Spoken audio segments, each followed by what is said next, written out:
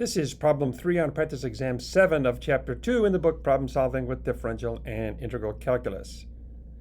We have an airplane wing and we have the lift coefficient plotted versus the angle of attack, the angle in which the plane is flying. So if the plane is angled downward slightly, you still get some lift because of the cambered airfoil of the wing. And if you go too steeply, the lift drops. It's still positive, but it drops for a particular shape wing. So part A, draw a good tangent line at an angle of attack of 0 right here to get an estimate of the rate of change of the lift coefficient with angle. DCDAOA, we're going to estimate that with the tangent line. So let's give ourselves a target. There's a dot right there at 0, and we draw in a good tangent line. The rise is the whole graph. The run looks like -5 to about 10.5. So the rise is 1.8 in lift coefficient, which is dimensionless. The run looks like 15.5 degrees.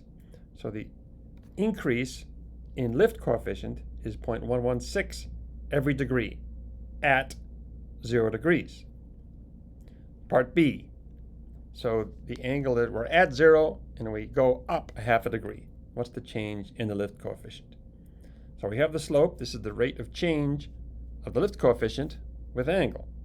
And we know the angle is 0.05 degrees, and that line's pretty straight there. So we get the change in the lift coefficient of 0.058, and it's positive. It went up. Part C asks for the angle of attack at 20 degrees, which is right here. So let's isolate that point. Let's first get rid of the other tangent line at point. There's the point, and we need a good tangent line, and that's pretty good. So the rise is about 1.4 to 1.8, and the run, that's pretty easy, it goes from 15 to 30, that's 30 degrees. And it's negative, right? It's dropping. The lift coefficient is dropping when the angle increases. So negative 0.027 per degree. Part D.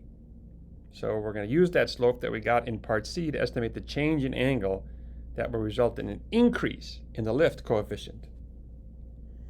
So the slope at 20 degrees, at the angle of attack of 20 degrees is that, and we want an increase in the lift coefficient, 0.05 increase. If we plug that in, we get minus 1.85 degrees, and that makes sense if you look at the graph. If you want to increase the lift coefficient, you have to decrease the angle of attack. You have to go back this way. So to get an increase, this is our estimate in a lift coefficient of 0.05 using the slope at an angle of 20 degrees. We have to reduce the angle of attack by 1.85 degrees, and then we have to comment on the accuracy of this. And if you look at it, you tell me. I mean, we're going from 20 to almost 18. It looks like it's curving away. So we shouldn't be saying it's minus 1.85 degrees here because we went too far. We're assuming the line is straight. We have a linear relationship here, and the line is curved. If we stay close in, if we would have went change in lift coefficient of 0.005, then we would be more confident in our answer. You have to pay attention to what's going on.